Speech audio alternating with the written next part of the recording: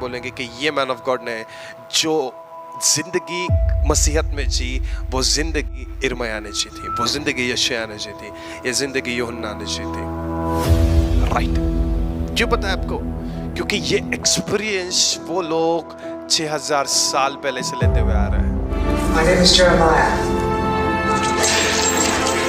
But your word is God's word. Your voice is God's voice. And you, Jeremiah, are God's prophet. Jeremiah. Yes. और same चीज जो उन्होंने उनके ministries में देखे, सेम चीज मैं आज मेरे मिनिस्ट्री में देखता हूँ। पूरे वर्ल्ड में भी अगर कोई मैन ऑफ गॉड, कोई भी मैन ऑफ गॉड अगर आपको फिजिकली एंजल्स को मूव कराता हुआ मिल जाए, मैं उसको आज मेरा स्पिरिचुअल फादर बनाने के लिए तैयार हूं। मैं उसके सामने घुटने टेकने के लिए तैयार हूं। एनी टाइम अगर कोई भी मैन ऑफ गॉड एंजल्स को फिजिकली अपडेट करके दिखाए कि ये एंजल है, इस चीज को टीबी जोशुआ ने अपनी मिनिस्ट्री में देखा था। General, open the door, let's see. Open it. Let's see where it's going. There are angels of God there. And inside. One man continues to manifest the contrary spirit in his life. He makes a move to run and falls over. As he tries to leave the church, he is bowled over backwards by an invisible force. Crawling round, he makes another attempt to run, but he is blocked by the power of the Holy Spirit. Crawling again. आप समझ पा रहे हैं? इस चीज को brother William ब्रानम ने अपने मिनिस्ट्री में देखा था। जनरल, इस चीज को कैथरीन कुलमैन ने अपनी जिंदगी में देखा था। जनरल, और आज ये सेम चीज मैं अपने मिनिस्ट्री में देखता हूं।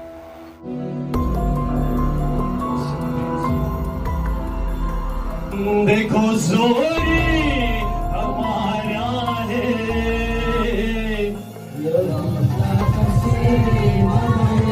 देखो जोरी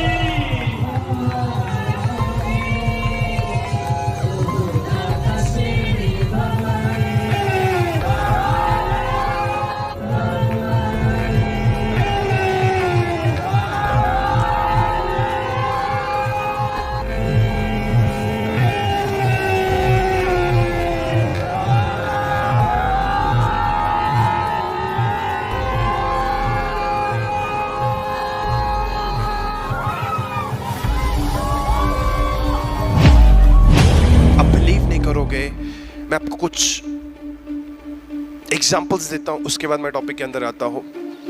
कैथरीन कुलमैन जो ऐसी वुमन ऑफ गॉड थे,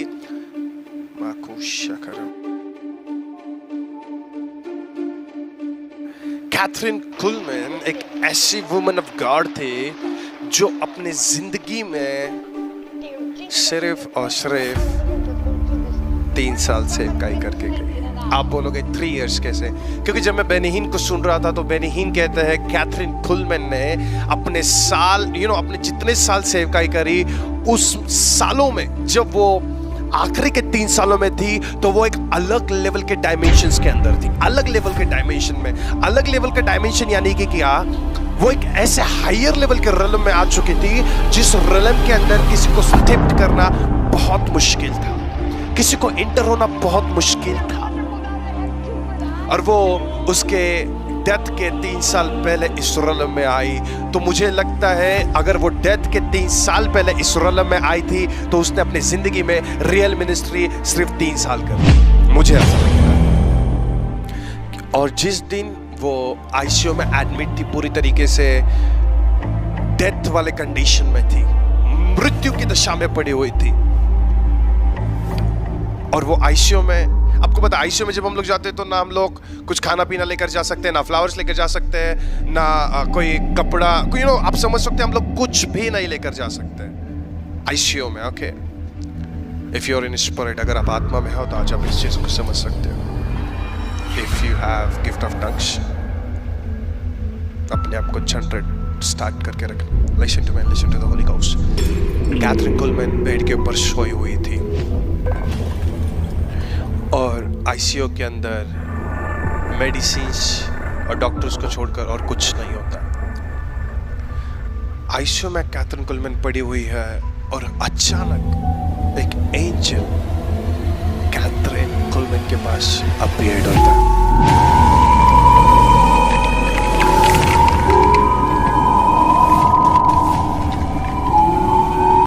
और एंजल कैथरीन कुलमैन को लेने के लिए आया है। आपको पता है जब बॉडी मर जाती है तो बॉडी में से एक गंदा स्मेल स्प्रेड होता है, बहुत ही गंदा।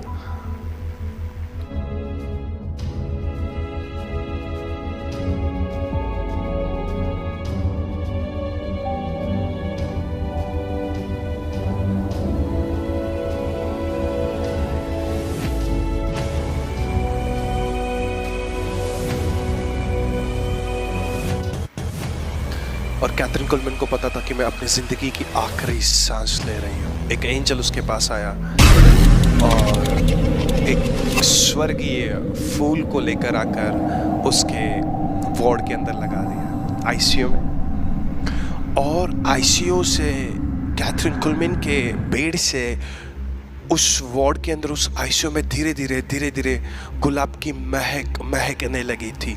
पूरे वार्ड में रोजेस की स्मेल इंक्रीज हो रही थी, ना कि सिर्फ कैथरीन कुलमैन के लिए पर जितने लोग उस आईसीयू में थे हर एक पर्सन के लिए वो स्मेल बहुत ज्यादा थिक थी और वो इंक्रीज हो रही थी। वो इंक्रीज होते वो पूरे हॉस्पिटल के अंदर होने लग गई। पूरे हॉस्पिटल के अंदर रोजेस की स्मेल थी। हॉस्पिटल से लेकर रास्ते तक पूरे के पूरे रास्ते भर रोजेस की स्मेल इंक्रीज हो रही थी। और जब उस वार्ड के अंदर जाकर देखा गया कि स्मेल कहां से आ रही है तो कैथरीन कुलमैन के बेड से स्मेल आ रही थी। और कैथरीन कुलमैन का इनकाउंटर एंजल के साथ हो चुका था। और इस स्मेल के बाद एंजल ने उसको उठाकर स्वर्गीय जर्नी के अंदर लेकर चला गया। उस दिन के बाद कैथरीन कुलमैन की मिनिस्ट्री, कैथरीन कुलमैन का नाम एक जनरल वाले कैटेगरी में आया। आज पास्टर बेनी इनको भले आप जानते हो,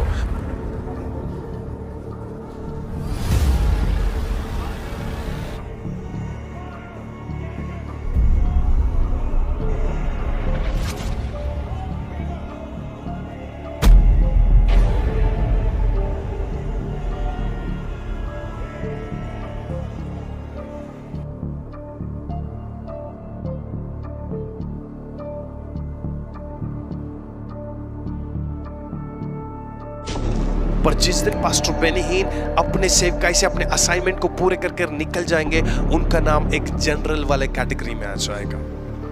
क्यों पता? क्योंकि इनके इनकाउंटर्स मैटर कर रहे थे।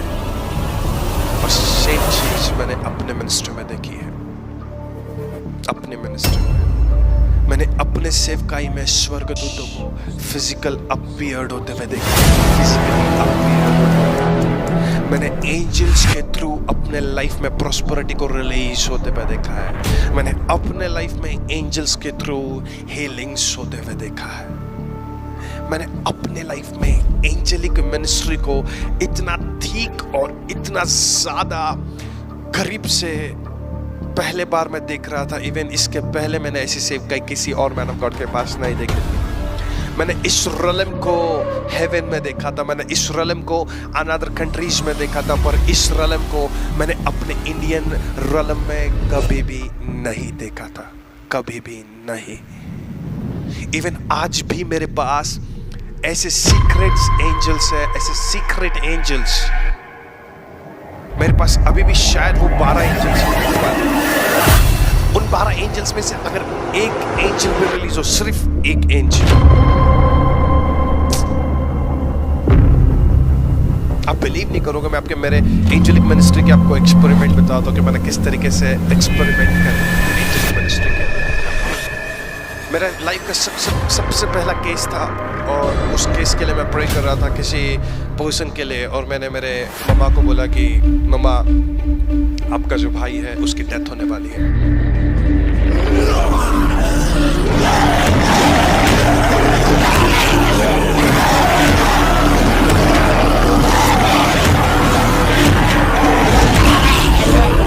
आने वाले 5 दिनों में मेरी माँ टेंशन में आ गई और बोली ऐसा कैसे हो सकता है। मैंने बोला अगर उसको बचाना है तो उसको इधर बुला। उसको फोन किया मेरी माँ ने और कहा कि तेरे को इधर आना होगा। वो नहीं आया। पहले दिन मनाया, दूसरे दिन मनाया, तीसरे दिन मैं नहीं माना। मेरी मम्मा टेंशन में आया, पूरी फैमिली टेंशन में थी कि क्या करें, उसकी डेथ होने वाली। मेरी माँ ने मेरे को पूछा कि क्यों होने वाली। आई सेड कि उसके ऊपर विचक्राफ्ट कर दिया गया।